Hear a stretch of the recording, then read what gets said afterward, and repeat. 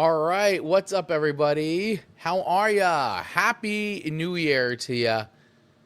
Welcome to 2026. Welcome to the final season of NFL football, Week 18, and also the season finale of the Touchdown Talk. That's right.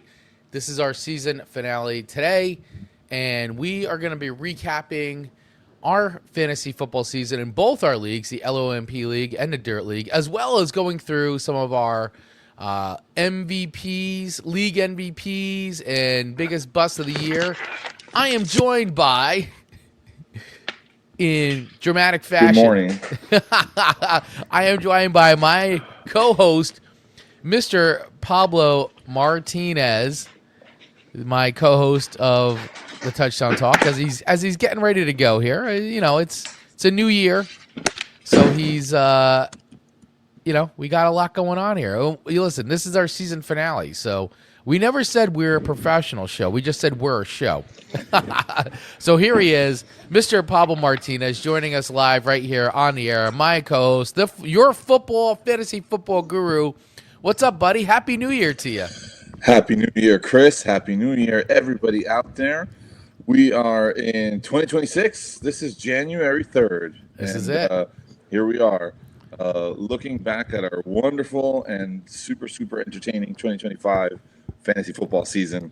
What a year, 2025. Yeah, really. I mean, what an entertaining year. What a crazy year for fantasy football. Anybody out there who's obviously played, because otherwise you wouldn't really be watching the show, you knew what a crazy year it was. Lots of injuries, lots to overcome. A lot of who you thought was going to be an MVP turned out to maybe be a bust, a disappointment, didn't score the points that you wanted them to score. A lot of expectation. If you think back going into our draft, really anybody's draft, a lot of high expectations. Everybody excited about their drafts, getting their we play Yahoo Finish. Everybody getting their Yahoo grades. Not that that means anything at all.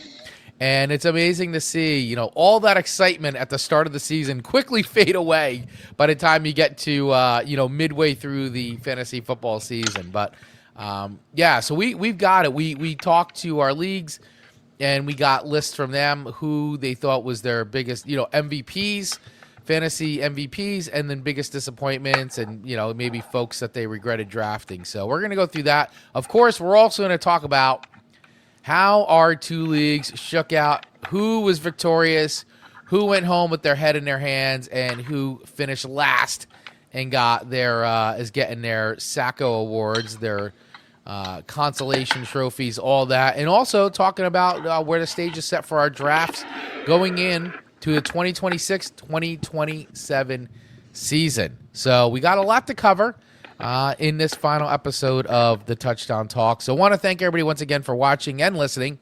If you are watching, make sure you hit that subscribe button if you're over on YouTube, so that way you get notified when we go live. Right now, this show's been operating on my personal YouTube channel. This may look a little differently by the time we go live next year. I may just switch this whole thing over to Touchdown Talk. I don't know. We got to figure this out because I know it's been a little confusing for people. We didn't actually expect people to watch us on YouTube, but they have been. And so we will probably do something a little different for 2026, 2027, so that way it's a little bit more easy to find us on YouTube. Of course, though, we do have a Facebook page, so you can watch us over there. And we also want to thank our radio sponsors here, where the show is syndicated audio over on Radio Garden State, which you can listen to at RadioGardenState.com, the Odyssey app, or the TuneIn app. And, of course, you can listen to this show afterwards anywhere you get podcasts. So we are on every streaming platform, Spotify, Apple, Amazon Music, I don't know, all of them. Look up the Touchdown Talk, and you will see us come up. So you can also listen to us there as well. But man, oh man, Pablo, what a freaking season. Holy cow. It was.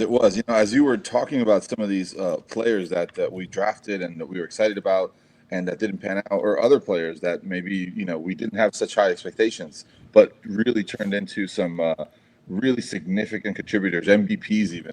Yeah. There's a lot to break down here. There are a lot of managers out there, as myself, who I'm sure will probably be steering away from drafting certain players again.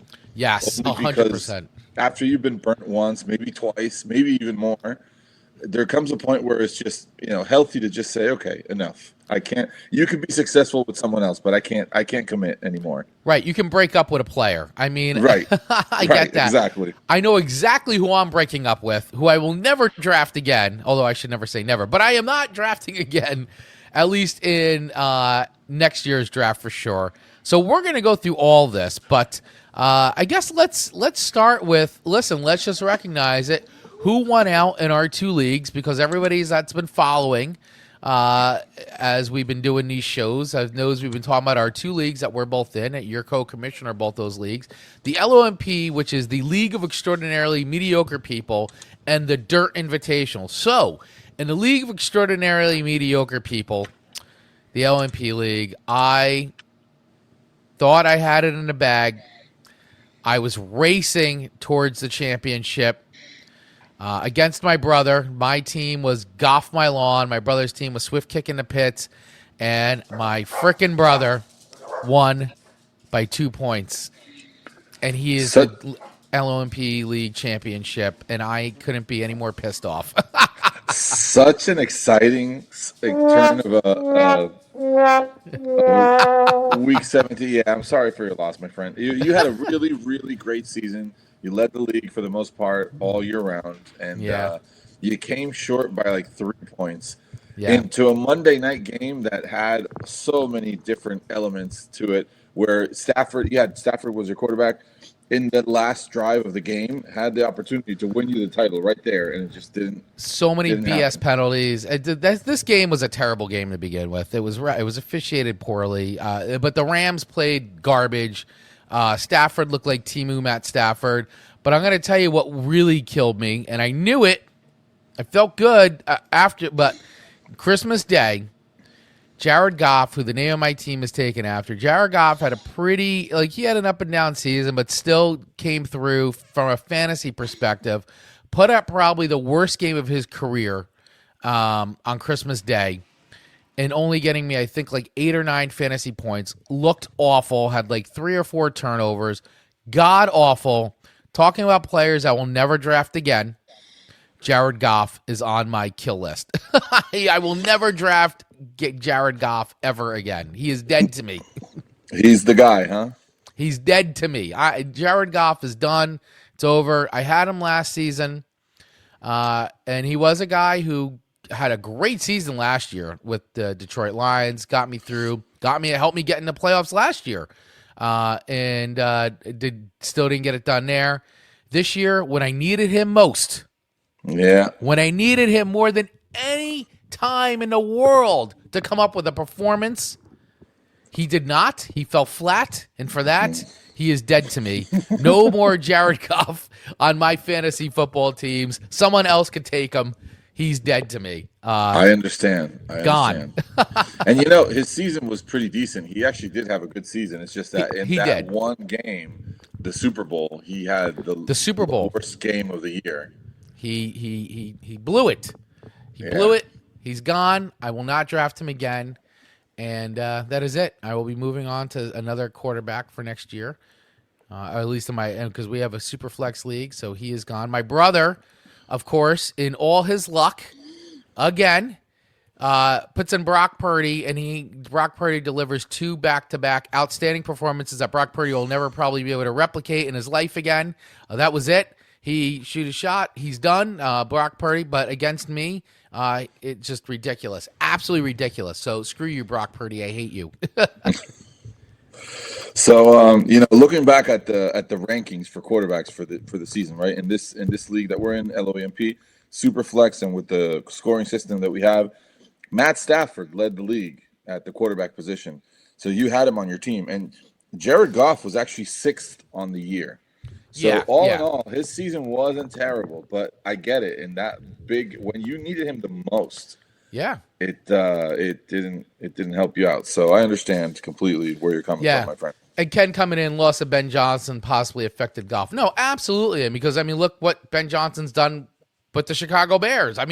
Chicago Bears were the laughingstock of the league last year, and now they're going to the playoffs. So definitely you can see where the loss of Ben Johnson affected the entire Lions offense this entire year. And you could definitely see Jared Goff was a little lost without Ben Johnson. But still, no excuse for putting up the performance that he did on Christmas Day and screwing my fantasy championship. 7 points is a tough one to overcome. Yeah. What are you going to do? Yeah, Ken Ventry, definition of insanity is being in a league where the commission wins it every year.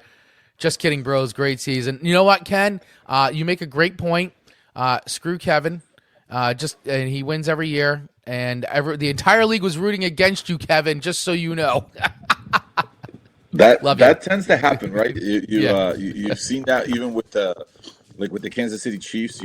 At first it was like, oh, finally a team that's gonna go out there and compete and not let the Pats win. And now it's like, okay, again the Chiefs. Again, people get tired of it. So good for you, Kevin. I do want to give a shout out to Kevin. 4th title in 6 seasons. Yep. That is pretty remarkable. So well done, my friend.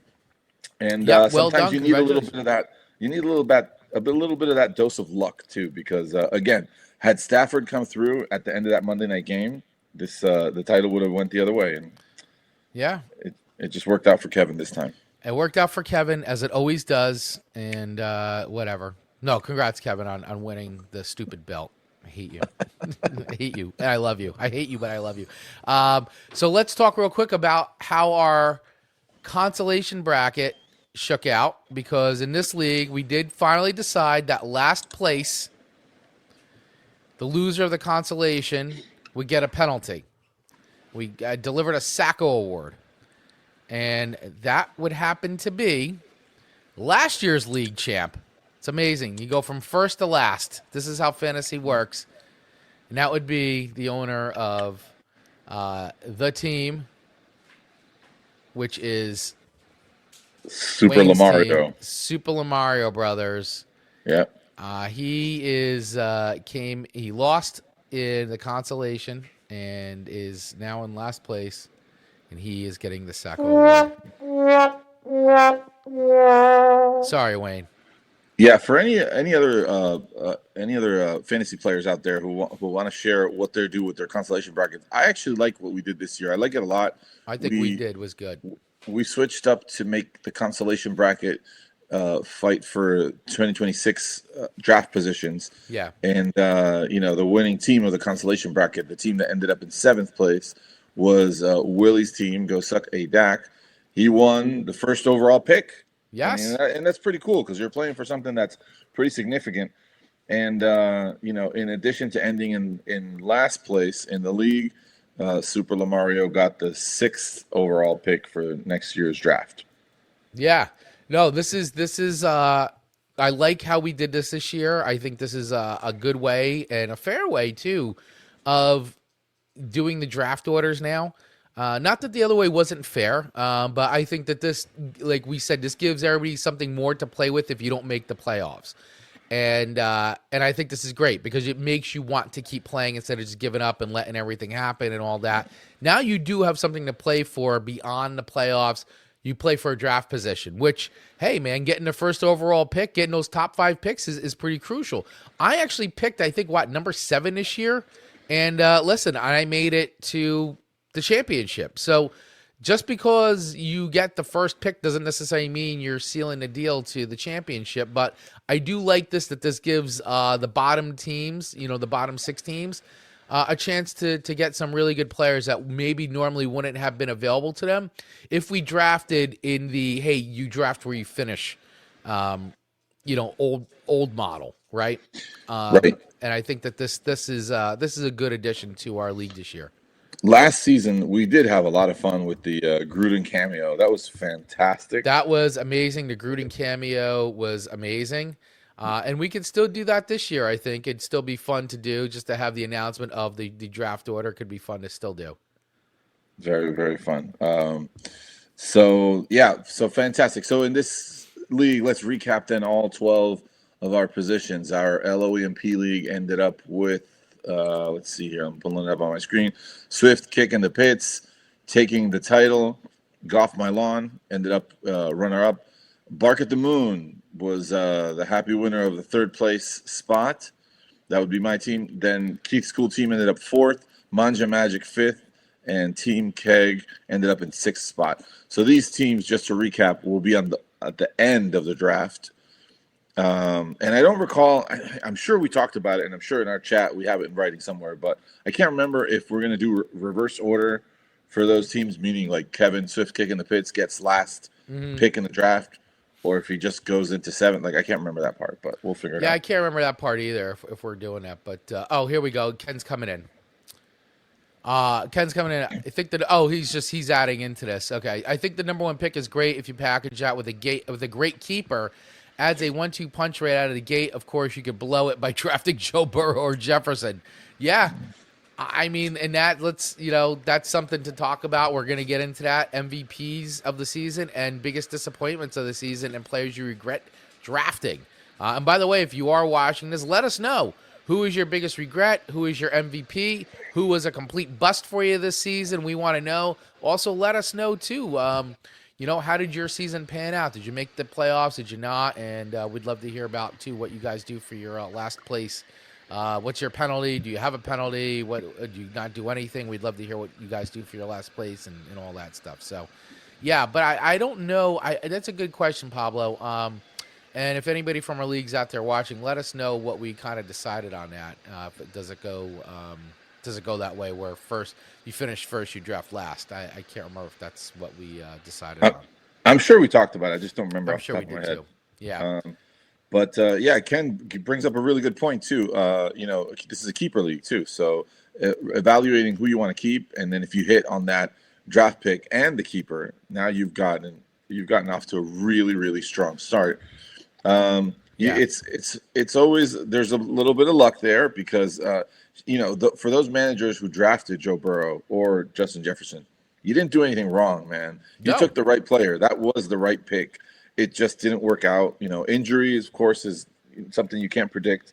And I know you said, Chris, we're going to talk about that more now, but Justin Jefferson, that's the most mind-blowing player of the year for me because he wasn't injured. He was on the field every week, yet he was still a non-factor. They just could not get him the ball. I mean, when you look at Minnesota's quarterback play this entire season, J.J. McCarthy did not have a great season. Didn't look good.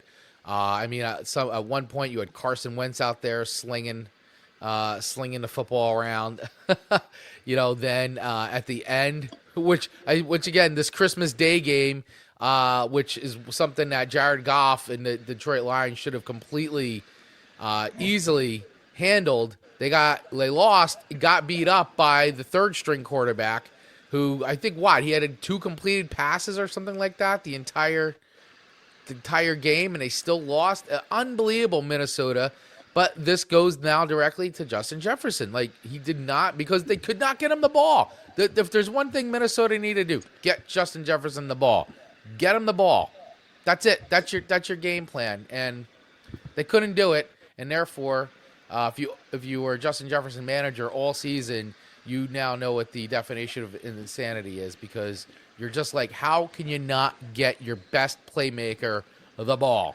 And they couldn't, and you couldn't get any fantasy points because of it. But you were afraid to drop him. You didn't want to bench him because he's Justin Jefferson. And every week you're like, is he going to have that game? Is he going to have that game? And he just never had that game all season long. Unbelievable. He was the ideal trade candidate because of the name. Was. He still holds tons of value, and many of us believed in him. I'm sure multiple teams would have wanted to trade for him, but it's hard to part ways with a guy like that. His first half of the season wasn't that terrible.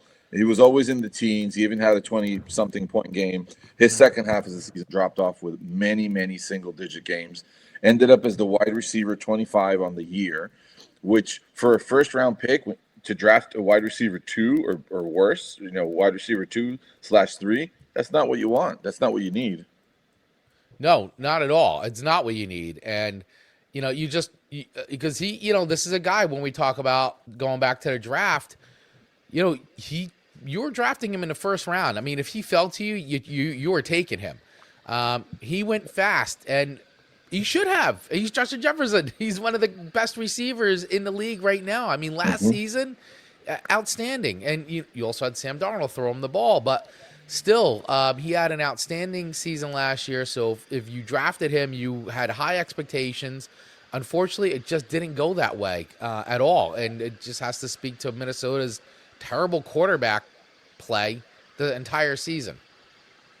Yeah, but let's see if 2026 brings something a little different. I do believe that that elite type of player will eventually find a way. It's all about the organization too, though. We saw it with other players, like sometimes switching teams helps a lot. I hope that's not what it takes for Justin Jefferson, but we'll see Yeah. what happens this year. Yeah, and once again, guys, if you're just tuning in now, let us know who is your fantasy MVP and who is your biggest bust of the season. We'd love to hear from you because that's what we are diving into right now. So, Justin Jefferson, definitely high on the list as far as a bust that you wanted to perform and just didn't because of Minnesota's terrible quarterback play.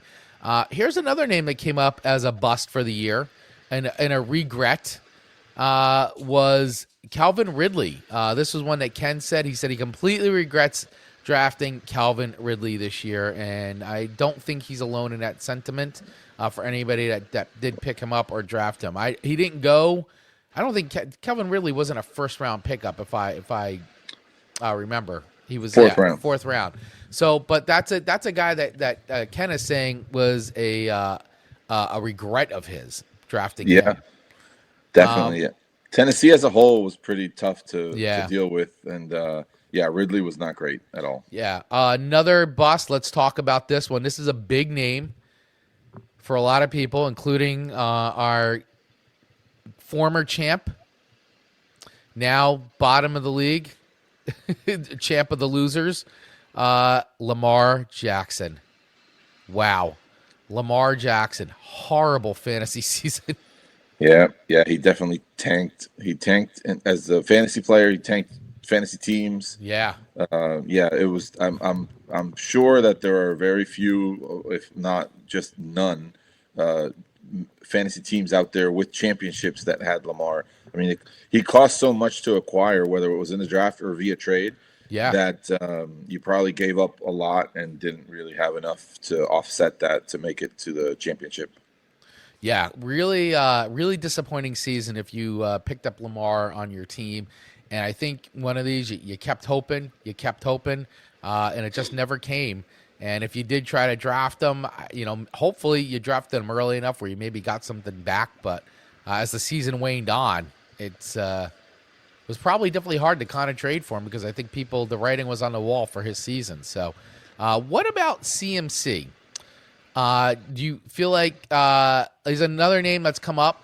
He's definitely someone who's drafted very, in some leagues, he was still the number one pick, or in the top 5 picks in the first round. Would you consider him an MVP or would you consider him a bust on this fantasy season, Pablo? No, MVP for sure. He led the league in points at the running back position. He was healthy. That's the real highlight of Christian McCaffrey's season is that he was healthy and he was playing, I think, every single game of the year. So he did outstanding. He definitely paid off on his draft price. So for sure, one of the MVPs this 2025 season. Yeah, absolutely. Now here's a name that you put as someone you regretted drafting. Tony Pollard. I see this. Regret drafting Tony Pollard. And we did talk a little bit about this on last week's show too. Pollard, not the season I think anybody thought he was going to have. I think they thought he would do okay in Tennessee. But once again, it didn't happen. I mean, Tennessee's just a bad football team, but you thought maybe they'd lean on him and he'd pick up some good points, but it just never materialized for him this season. No, it didn't work out. Yeah, he ended up being a back-end running back 2 on the year with many, many single-point games. He eventually found some success towards the end of the season, but, he never really solidified his role. When Tajay Spears, for example, was healthy, they were splitting 50-50. That Pollard that we all remember from Dallas was not the Pollard we got this year. And just makes me wonder what's going to happen going forward with Tony Pollard. Is that guy ever going to be that fantasy player that we'll get again, or maybe that's that was that season, and that's it. Yeah, you never know. I mean, with running backs, it's tough, right? I mean, we've seen running backs have a couple bad seasons, and then all of a sudden, their last season, if they're fighting for a contract, or maybe it's going to be their last season, they put up a good performance just because they want to go out with some good stats. So you just can't tell with running backs. I mean, they do take a beating, they do wear down really fast. I mean, let's talk about another running back that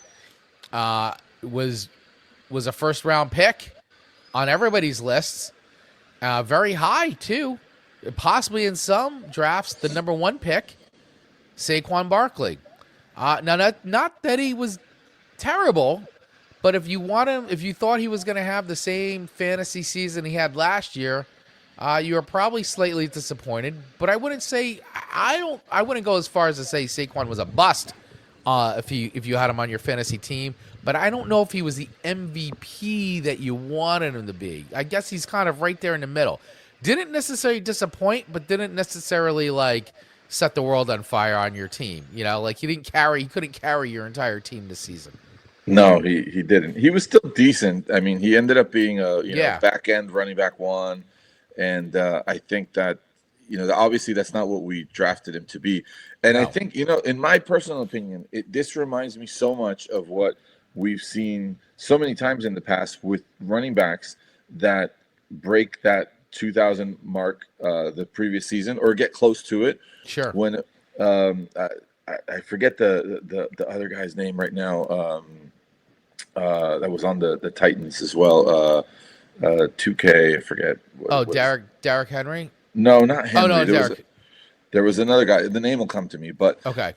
After such a monster season where there's so much wear and tear on the running back, I don't think I remember seeing a back-to-back season. Like the following season is typically always guaranteed to be less. Yeah. So when we come into that following year's draft with that memory of, oh, this guy just broke 2,000 yards, we need to keep in mind that that's not going to happen again and that there will be a dip. So that top value that we have in our minds is probably not going to come through. I mean, I don't blame anyone for taking him in the first round, but I'm not exactly tremendously surprised that he didn't end up being an MVP or a top 5 back this year. Yeah, I mean, where do you think? I mean, I think next year in the draft, I mean, do you still think if Saquon Barkley goes in the first round, or do you think he's going to fall to a second round pick? So it depends on draft settings. Depends on league settings in terms of positions. And I guess if he's a keeper too. I mean, in our league we have a keeper, and he may be kept again, and so he may be off the board.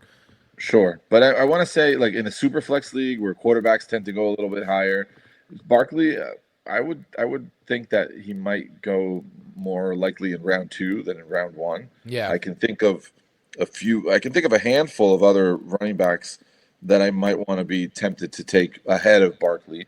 And considering some of the elite wide receivers too, and some of the quarterbacks, maybe he does fall out of round 1. Yeah, like I got to be honest, and I'm wearing his number right now. Like I would probably take a Cam Scatterboo over a Saquon Barkley right now. If the two of them were on the board and it fell to me, I would probably choose Scat over Saquon at this point. Very good, very good. I wish Scatterboo the best recovery possible and to come back as strong as ever. I am glad you brought him up, though. I do have some concerns, and many of us out there have expressed our opinions on his gameplay and how awesome, but how aggressive it is. Can and he how stay much, healthy? Right. It comes at a toll. Like if you, as a rookie, don't learn how to adapt to the pros and learn how to play smart, you're going to find yourself injured maybe more often than you really want to. So hopefully Scatterboo can figure that out. Yeah, hopefully too. I mean, listen, he's rehabbing. He seems like he's rehabbing well. And I'm sure whoever comes in as the new coach or new regime at the Giants will definitely be working with him. I mean, it is exciting to have him and Jackson Dart as part of your offensive, plan. But the two of them together, like great, fun to watch. But man, they really gotta adapt to the style of the NFL because otherwise they're gonna have very short careers. Because you're playing against men who have been playing in this league for a long time, and their number one job is to basically kill you on the field. And Jackson Dart, great. I love that he's got the legs, but man, he's got to learn how to be smarter with that. And the Scat, he's got a great as a fan, we love watching it. It's exciting, but can he keep up that level of play? And he's gonna have to learn to adapt, as you said. And we don't want to see the guy injured, because then from a fantasy standpoint, if he's constantly getting injured, he's not scoring points in IR. Right. Right. Same thing with Jackson Dart. Hey, it's great if you got him on your team. He got you some good fantasy points. But if the guy can't finish a whole season, play a whole season, then from a fantasy perspective, he's not helping you win your championship. I think they do figure it out. I think they came in, they were rookies, they were excited. They wanted to show that they had what it takes, and they do. That we all saw it. They proved themselves for sure. Yeah. Oh, guaranteed. They guaranteed a spot on the team, a significant, relevant place. And I think that next year, they'll be coached. They'll be working hard to try to improve their game. They'll step up. Yeah. So let's talk about another great player who I think was a little bit of a dark horse this season. I mean, definitely on people's radars to watch, but the season he wound up having, I think, was a lot better. I think it exceeded expectations if you had this player in your team. And I am talking about JSN, Jackson Smith-Njigba, from the Seattle Seahawks. Him and Sam Darnold with that Rice, Montana-like connections going on. But seriously, from a fantasy perspective, I think this was a guy everybody expected to do okay. I feel like he exceeded expectations and became a league MVP all around in many leagues. I mean, how do you feel about that? For sure. No, guaranteed. I'm definitely very biased because I had him in you did have him in the Dirt League. And I mean, you made playoffs. Wonderful. He helped you get into playoffs. Yeah, he was wonderful to have on your team. He was unexpected to me to be so significant. I'm kind of trying to search for him now to see where he went. He went in round 3 in our LOEMP league. So, yeah, round 3 pick. That's a great pick that's a great pickup in round 3 at Jackson Smith-Njigba, for sure. Yeah, ended up wide receiver 2 on the season, just a couple of points behind Puka, but still led one of those MVP players, like you said. I think he definitely was one of the better picks. He was healthy. He was the go-to guy on his team. When he first came out as a rookie and went to a team that had DK Metcalf and Tyler Lockett, there were some concerns about whether he's going to have room, whether he's that good. His first season wasn't so great, but now that he's left there as the main receiving reference, he's really stepped up. He really is that guy. Yeah, he is definitely the guy, and him and Sam Darnold have really got some good chemistry. And I got to tell you, watching. This was a good indication of how good of a team Seattle is that game they played against the Rams. And everybody, Sam Darnold really needed to prove himself because Seattle was down heavy in that game against the Rams. And that was basically a playoff caliber game. It was the battle for first place in the conference. And they won the big game. Sam Darnold won the big game after kind of seeing him collapse. So good on them, but I got to tell you, it's going to be exciting to watch Seattle through these playoffs. And they are. I didn't think they were at the start, but I feel like they could be a real contender to make it into the Super Bowl. They what they're showing me right now, they're a hot team. They are a hot team. If any team in the NFC should be scared of the Seattle Seahawks. Yeah, they definitely are. And one of the dilemmas that you had on your team with the running backs, you had Kenneth Walker and Charbonnet. But if you think about it, for football purposes, they're both healthy. They're both doing well. And alongside, they're just more weapons. I think that team could really go the distance. I think they could. I'm rooting for Seattle. I'm rooting for Seattle in this, but very good. So I like this. We got a question here. All right. From the pastor on Twitch here, and thanks for watching. I love this fantasy football championship going down to the final week of NFL action. These guys going right down to week 18. Love to see it. When most leagues have ended, this league still seems to be going. So his question is, second game of the championship down by 5 points, full PPR.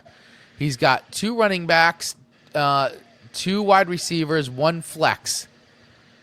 Players he's asking for are Gibbs, Chase Brown, Trayvon, Bucky, Mason, Jaden Blue, Pickens, Diggs, Tet McMillan, BTJ, and Parker Washington. Yep. Wow. Okay. Down by 5 points, man. I feel you because I was in my championship. I lost by like 2 points, 3 points. So this is crucial. You need to get guys in here who are going to get you points. That's all this is about. Get the points. Get the Yeah. points. So who are guys on this lineup that are going to get you points? Definitely a Chase Brown. You would expect that to happen, yeah. And you know what it is too. It's really interesting. I don't play in any leagues that have any Week 18 activity, but I Yeah. like the format here. We got a championship game that lasts 2 weeks. Yep. So week 17 and 18, they also count points for whatever you can get. It's tough to play week 18 because a lot of players may be rested. A lot of teams might be out of it already. Yeah. So it's really, really difficult to know what you can bank on. But let's see. So Chase Browns with the Bengals. The Bengals are out of contention. They're out of contention.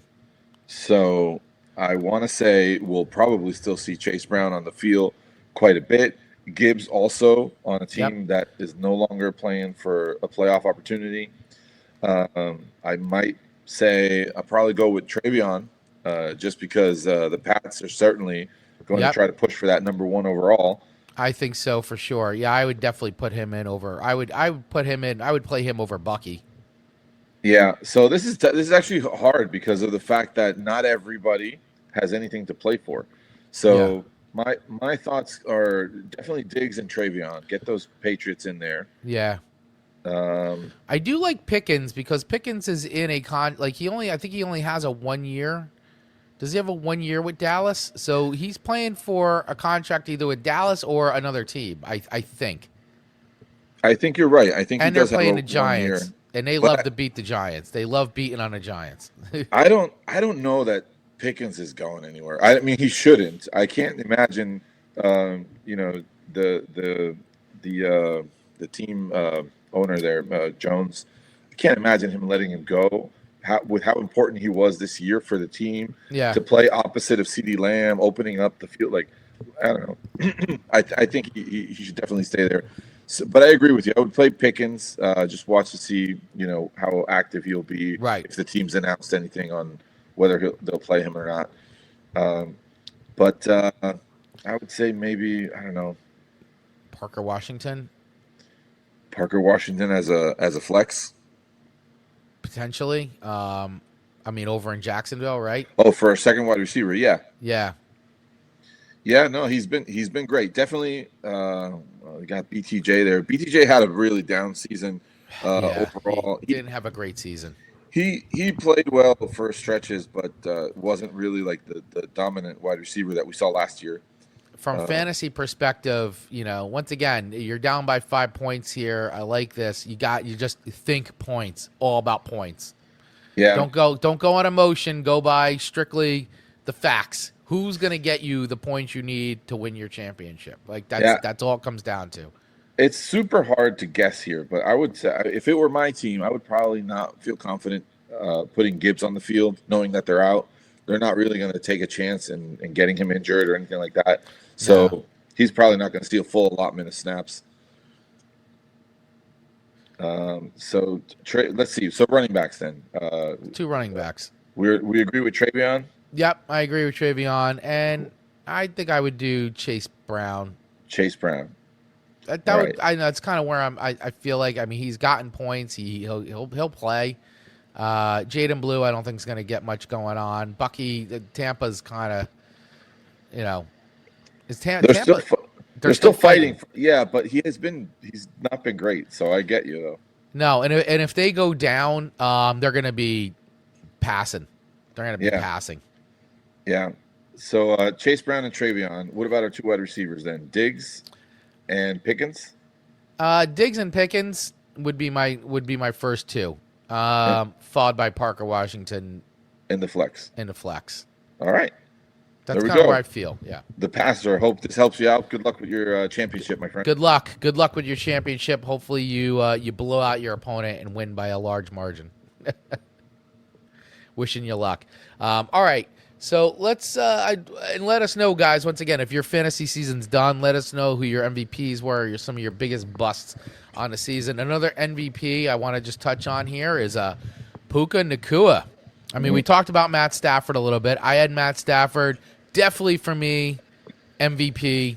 For me, on my team, my season, other than the last game of the season where I lost by I needed him to be the Matt Stafford from the week before and drop 40 points. That didn't happen.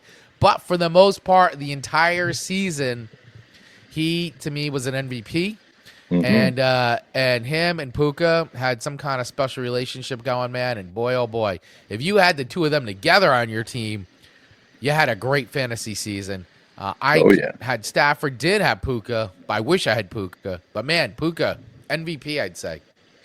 Yeah, I still think about the 50 burger he dropped on me when you and I faced each other in the semifinals. Oh, my God, yeah. Unreal. Such a dominant performance. Yeah, definitely a wonderful player to have on your team. MVP, led the league at the wide receiver position. Fantastic to have. Looking back to see if he was a first-round pick, he probably was, maybe first or second. Actually, he went in the round 2. So you traded for Puka, it looks like, because he was drafted by Josh Grudy McGrudenface. Yeah, I did. Oh no, you didn't. No, yeah, I was going to say I didn't have Stafford. Puka. I had Stafford. I took him very late, I believe, and I remember everybody laughing or not being like, oh, "I can't believe he took Stafford." I'm like, I'm telling you guys, he's gonna be good. I know everybody was saying stay away from him with the back stuff, but I'm like, I don't know, man. I believe in Staff. I believe him, except for the last game of the season, but I believe that. He did well. You know, I got confused there. It was Stafford who dropped about 50 points on me in the semis. But they both did great. But yeah, Puka was fantastic, and I would expect more of the same as long as Stafford is still in next season. Yeah, I don't see anything changing. Which I think they will. I mean, listen, they're really going for it this year. Obviously, they see title. They have title eyes. They're looking at the title.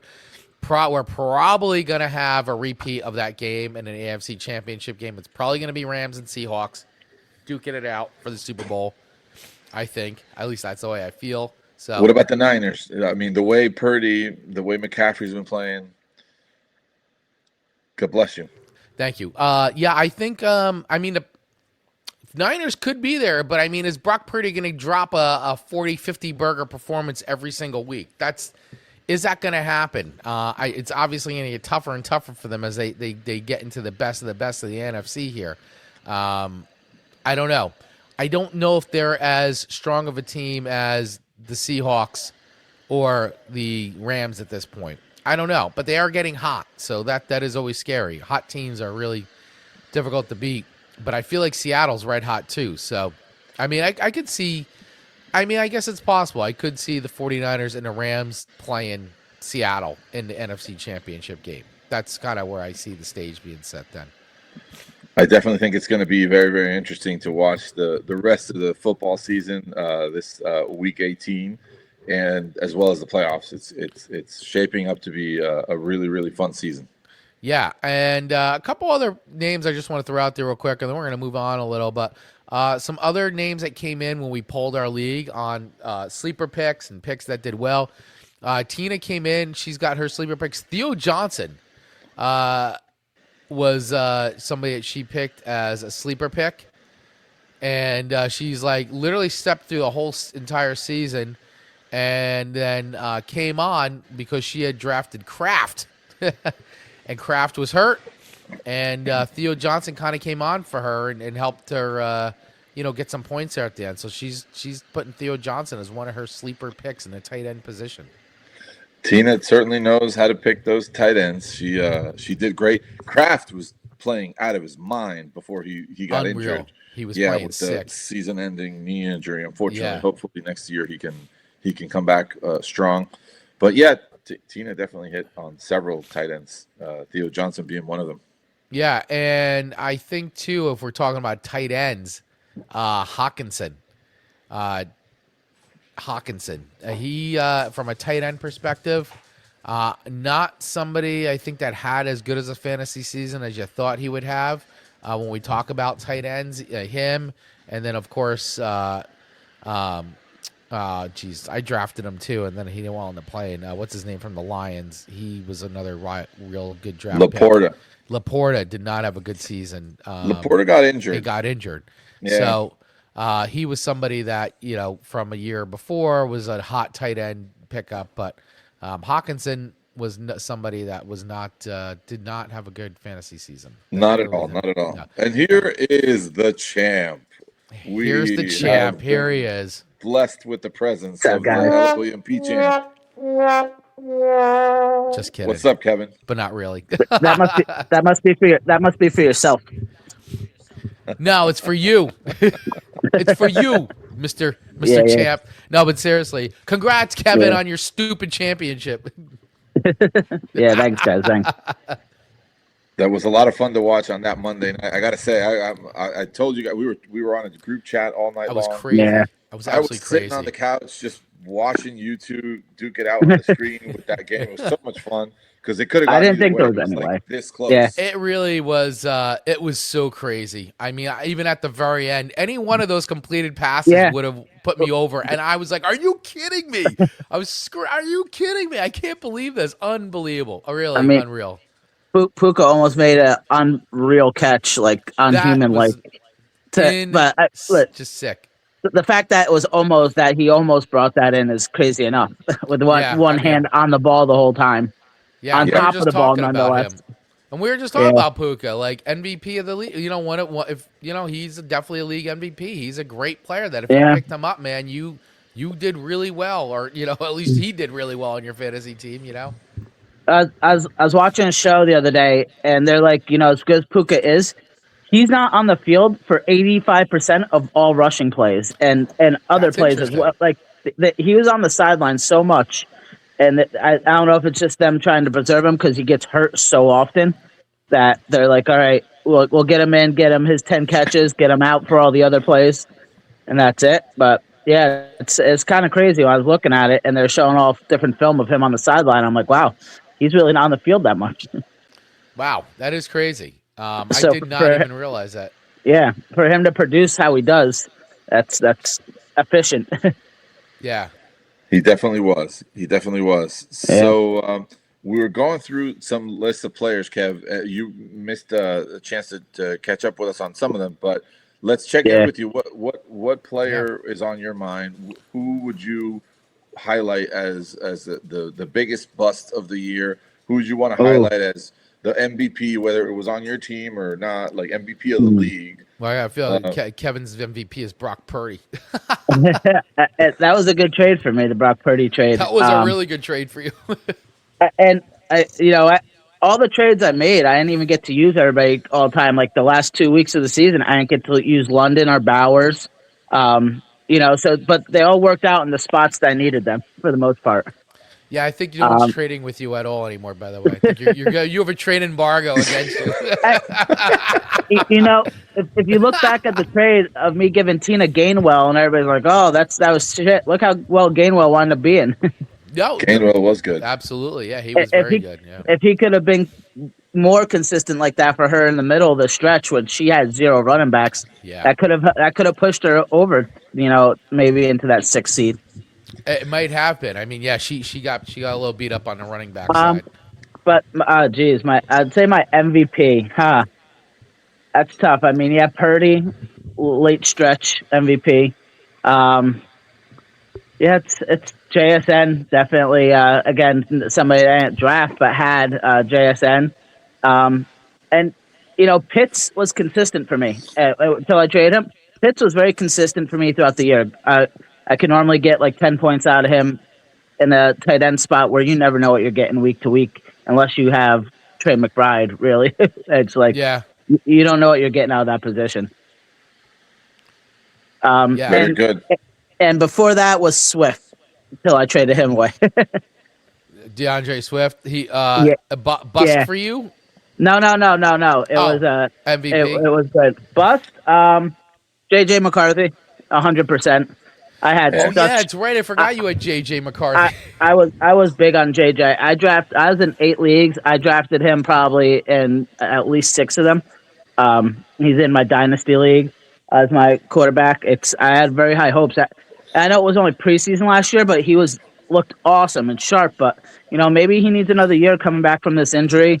But they have that team has weapons. That team has but their offensive line was super hurt. He was on his back all the time. So it's definitely JJ who I had high hopes for.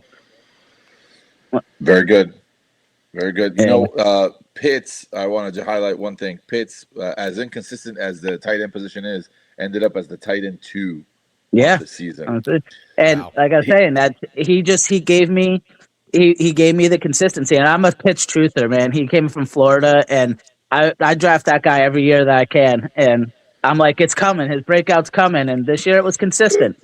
He he's did a freak have the athlete. one game that skewed everything, right? If you take that 40-point game out, that was probably the highest scoring tight end week ever.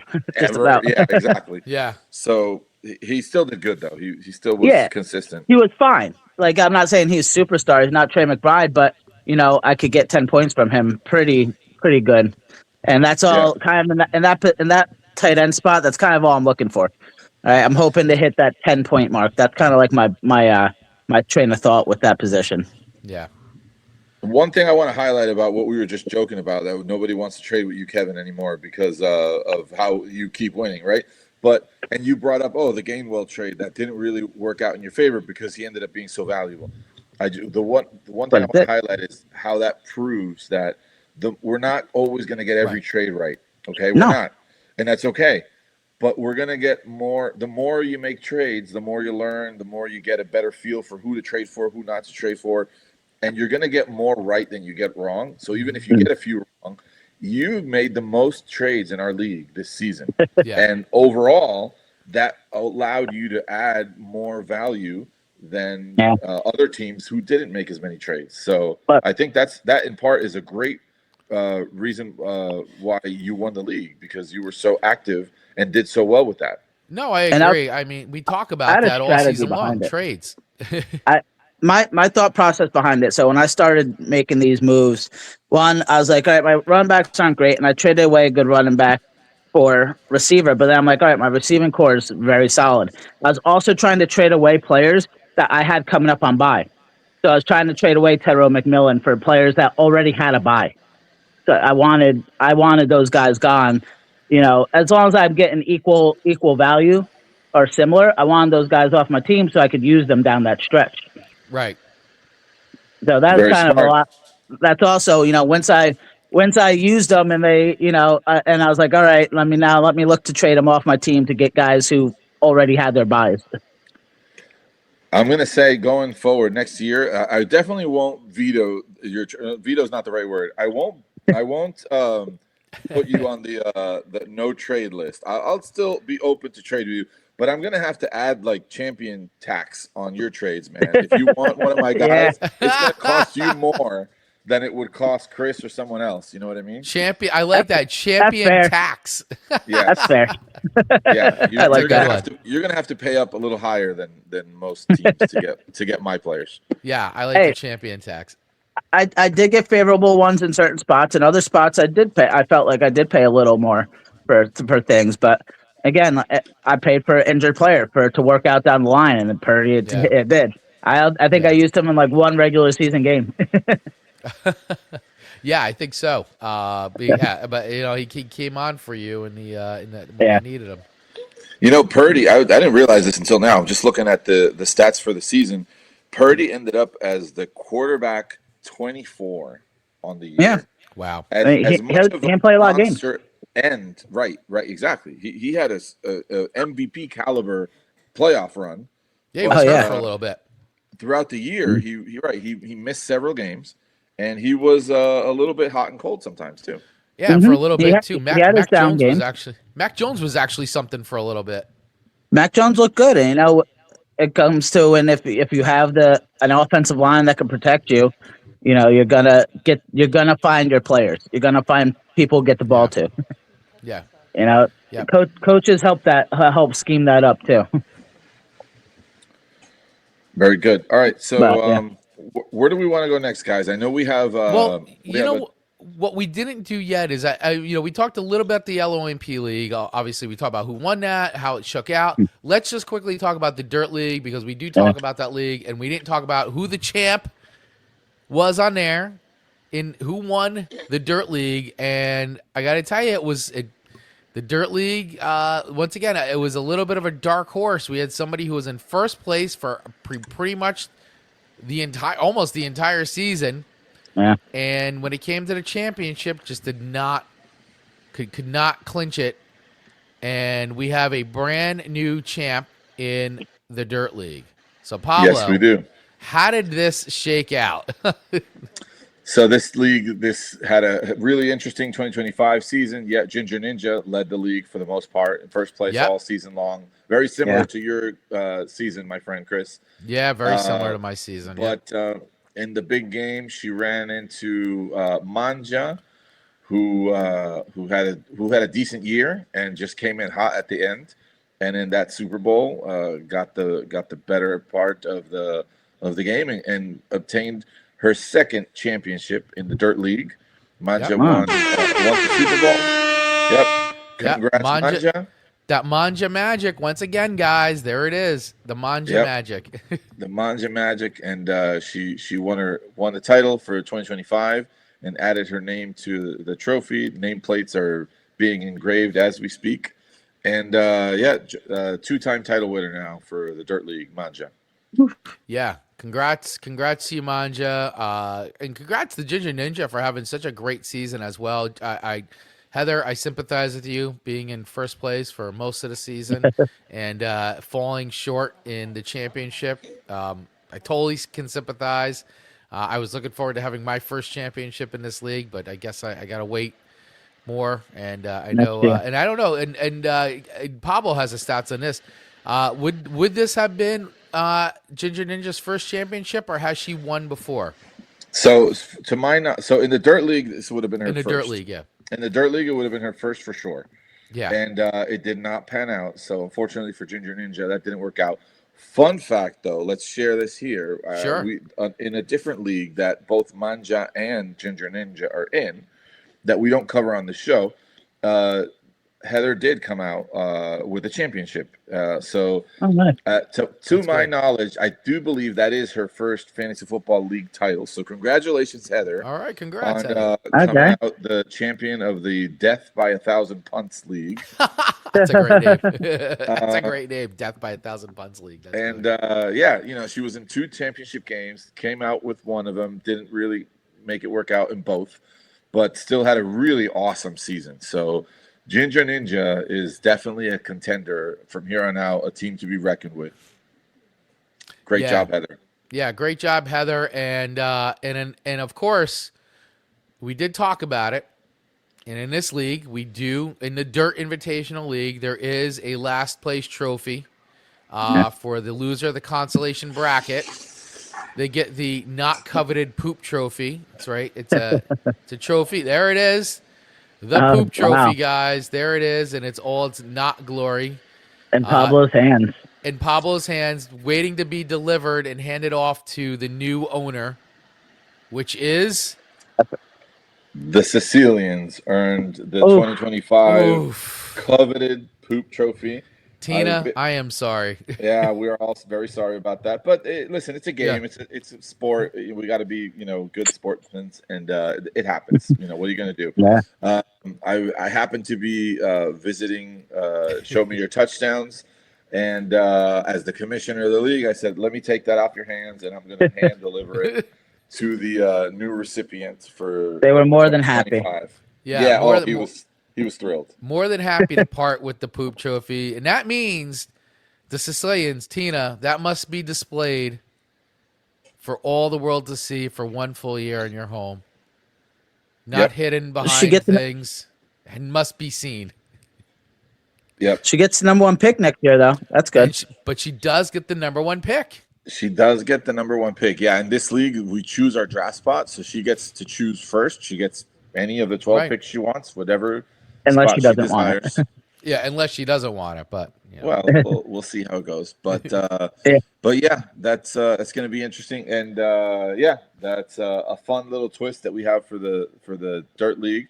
I know we Definitely. talked about with Kevin Williams on the LOEMP League and some kind of a trophy as well. So He has something. TBD, more to come on that, but He's putting it together. Very good. Yeah, hopefully he gets that, because I am anxious to see what that trophy looks like for the LOMP League. We didn't really have any formal conversations about trophy presentations or to exchange the belt and maybe present the other last place.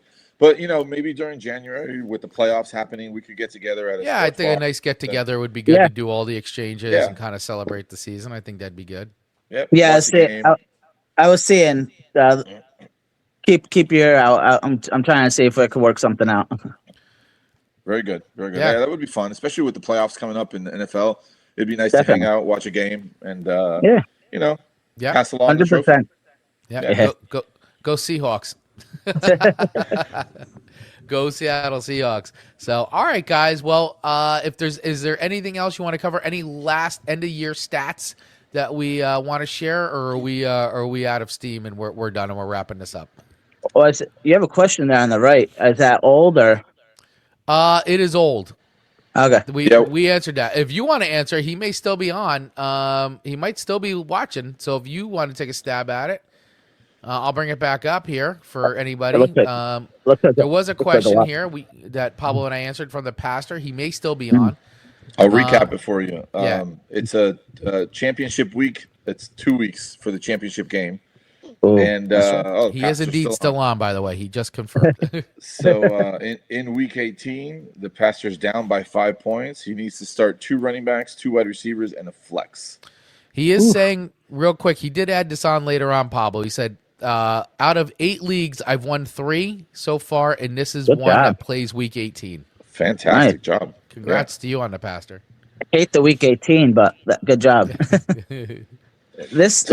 Challenge, what week 18? Not everybody plays. So what do you think? Yeah. Who would you start? And you already hear it. There's a lot of teams sitting players. So looking at something like this, I mean, Jordan Mason, I think is good to go. Gibbs, Detroit wants to win. They've been playing like garbage, and they don't. You got the Bears going for a 2nd seed overall in the league in the NFC.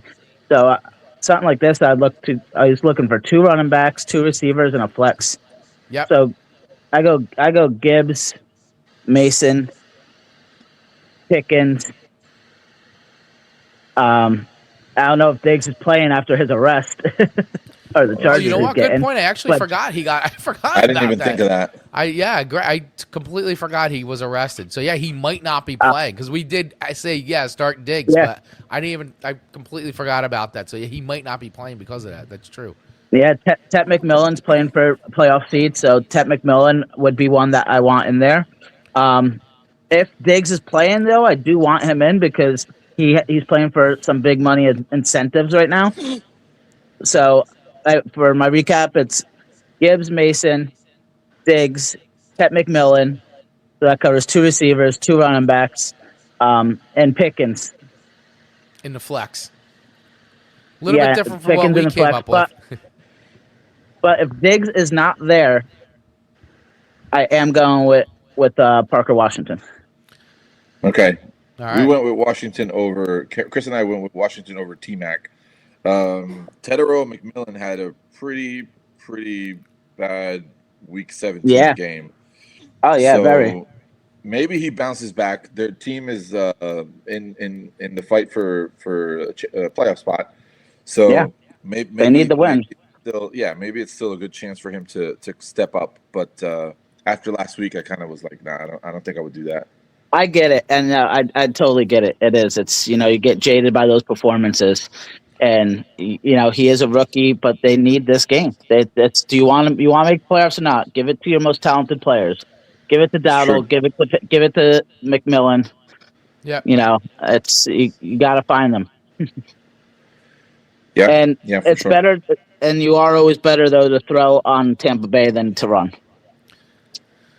Yeah, I mean that's what I was saying. I said if they're, especially if they're going to be, if they start going down, they're going to be passing like crazy, Yeah. and kind of not doing the run as much. So I would not start Bucky. Bucky's just been he's a you know it's they should feed him because he is the best of the backs, but they're rotating with him and Sean Tucker, and so that's another Yeah, hard situation to trust. yeah, yeah.